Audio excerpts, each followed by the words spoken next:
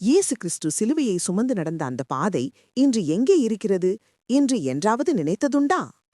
அந்த பாதை இன்று இஸ்ரேல் நாட்டிலுள்ள எருசலேம் நகரத்தில் வியா டொலரோசா என்று அழைக்கப்படுகிறது.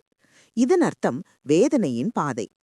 இந்த பாதையில்தான் இயேசு கிறிஸ்து சிலுவையை சுமந்து நடந்தார் என்று கிறிஸ்தவர்கள் நம்புகிறார்கள். இந்த பாதையில் மொத்தம் 14 சிலுவை பாதை நிலையங்கள் இருக்கின்றன. 1ஆம் நிலையம், இயேசு மரண தண்டனைக்கு தீர்ப்பளிக்கப்படுகிறார். இது இன்று சர்ச் ஆஃப் த காண்டம்னேஷன் என்ற தேவாலயத்துடன் தொடர்புடையதாக கருதப்படுகிறது. 2ஆம் நிலையம், இயேசு சிலுவையை ஏற்றுக்கொள்கிறார். இதற்கு அருகில் சர்ச் ஆஃப் ஃபிளாகிலேஷன் உள்ளது. இங்கேயே ரோம படை வீரர்கள் இயேசுவை அடித்தார்கள் என்று நம்பப்படுகிறது. 5ஆம் நிலையம், சைரேனியான சீமோன் இயேசுவிற்கு சிலுவையை சுமக்க உதவுகிறார்.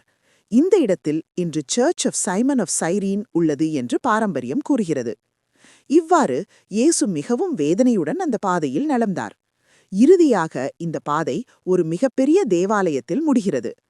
10ஆம் நிலையம் முதல் 14ஆம் நிலையம் வரை அனைத்தும் ஹோலி செப்பில்கர் சர்ச் என்ற தேவாலயத்தின் உள்ளே இருக்கின்றன. 11ஆம் நிலையம், இயேசு சிலுவையில் அறையப்படுகிறார். 12ஆம் நிலையம், இயேசு சிலுவையில் உயிர் விடுகிறார். 13ஆம் நிலையம், இயேசுவின் உடல் சிலுவையிலிருந்து இறக்கப்படுகிறது. 14ஆம் நிலையம், இயேசு கல்லறையில் அடக்கம் செய்யப்படுகிறார்.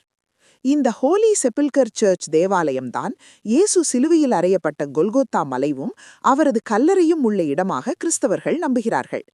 இன்று வரை உலகம் முழுவதும் இருந்த ஆயிரக்கணக்கான மக்கள் இந்த வியா டொலரோசா பாதையில் நடந்து இயேசு கிறிஸ்து அனுபவித்த வேதனையை நினைவு கூர்கிறார்கள்.